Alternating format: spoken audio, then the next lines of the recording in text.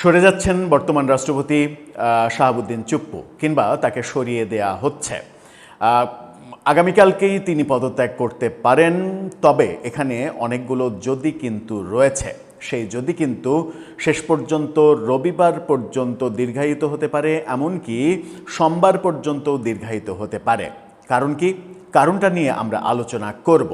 তবে তার চাইতেও বড় আলোচনা সেটা হচ্ছে গত প্রায় 5 মাস ধরে আলোচনা ছিল, এবং তারও আগে ইউনূস সরকারের 1.5 বছরে এই আলোচনাটা ছিল যে প্রফেসর ইউনূস বাংলাদেশের রাষ্ট্রপতি হতে চান। অন্তর্বর্তী সরকার ব্যবস্থা ভেঙে দিয়ে বিপ্লবী সরকার করে সেই সরকারের রাষ্ট্রপতি করার প্রক্রিয়াও ছিল প্রফেসর ইউনূসকে কেন্দ্র করে।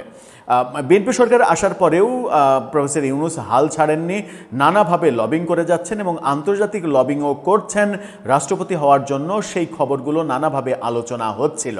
অতঃপর শেষ পর্যন্ত কোন পরিস্থিতি দাঁড়াচ্ছে? রাষ্ট্রপতি শাহাবুদ্দিন চুপ্পু চলে যাওয়ার পরে ডক্টর ইউনূস কি রাষ্ট্রপতি হচ্ছেন আগামী সেপ্টেম্বর নাগাদ, যখন সংসদ অধিবেশন বসবে, পরবর্তী অধিবেশন? কারণ পরবর্তী অধিবেশন বসার আগে পর্যন্ত প্রফেসর ইউনূসের রাষ্ট্রপতি হওয়ার কোনো সম্ভাবনা নেই, কিংবা স্থায়ী রাষ্ট্রপতি হওয়ার কারোরই কোনো সম্ভাবনা নেই। এই সময়ে আগামী 2 মাস অন্তর্বর্তীকালীন কিংবা ভারপ্রাপ্ত রাষ্ট্রপতি হিসেবে কাউকে না কাউকে দায়িত্ব পালন করতে হবে। কে তিনি? প্রফেসর ইউনূস কি রাষ্ট্রপতি হচ্ছেন, নাকি তার রাষ্ট্রপতি হওয়ার বিষয়টা ফুল স্টপ হয়ে গেছে? চলুন একটু আলোচনা করে বোঝার চেষ্টা করি এই ভিডিওতে। থাকবেন পলিটিক্স টিভির নিয়মিত আয়োজনে।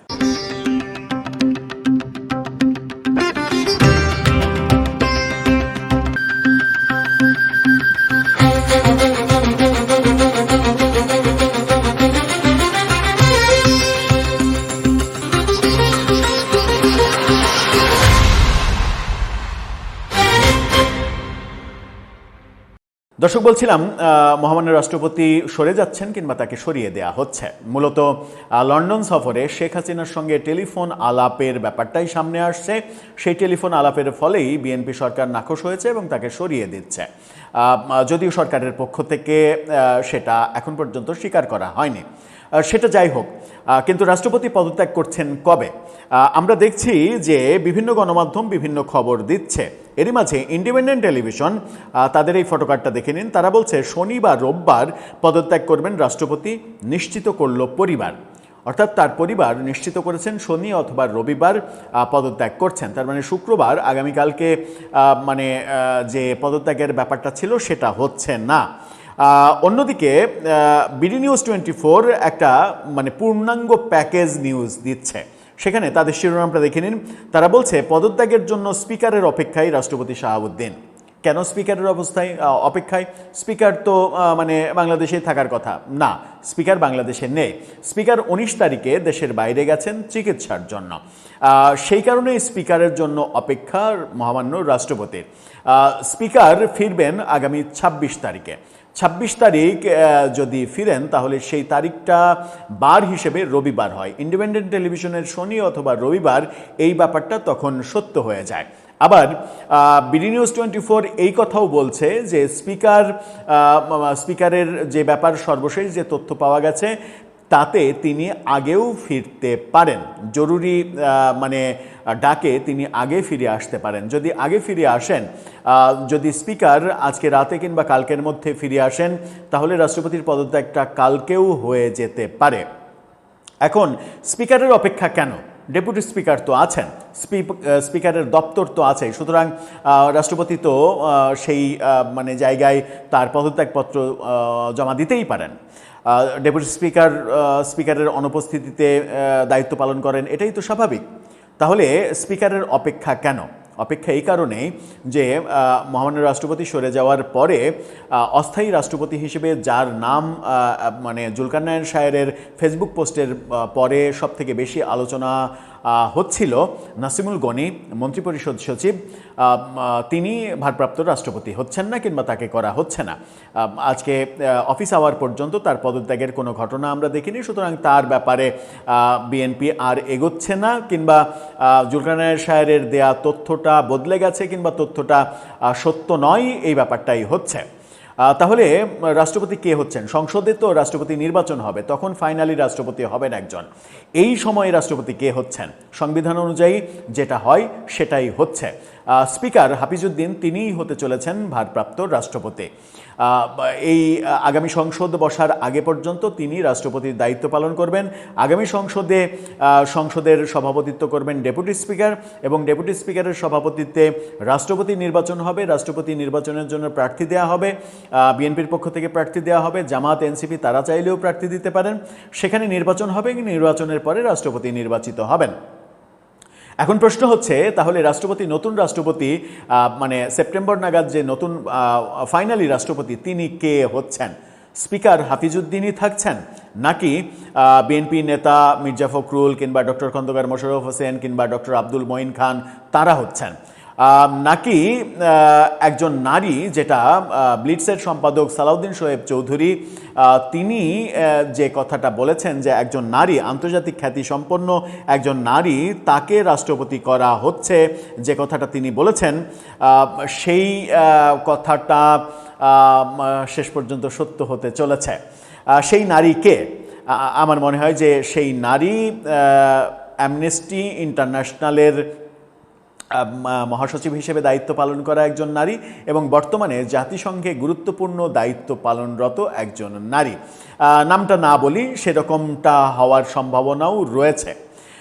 তাহলে ডক্টর ইউনূস, সর্বশেষ মোদ্দা কথা যেটা, সেটা হচ্ছে যে ডক্টর ইউনূসের রাষ্ট্রপতি হওয়ার স্বপ্ন শেষ হয়ে গেছে।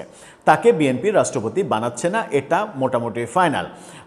তিনি যে স্বপ্ন দেখছিলেন যে তিনি যে কোনো মূল্যে বাংলাদেশের রাষ্ট্রপতি হতে চান, কারণ তিনি দীর্ঘ সময় ক্ষমতা উপভোগ করতে চান। যদিও বাংলাদেশে সংবিধান অনুযায়ী রাষ্ট্রপতির ক্ষমতা বলে তেমন কিছু নেই, ওই প্রধানমন্ত্রী নিয়োগ করা আর প্রধান বিচারপতি নিয়োগ করা, সাথে আরেকটা ক্ষমতা রয়েছে, সেটা হচ্ছে তিনি সংসদ ভেঙে দিতে পারেন।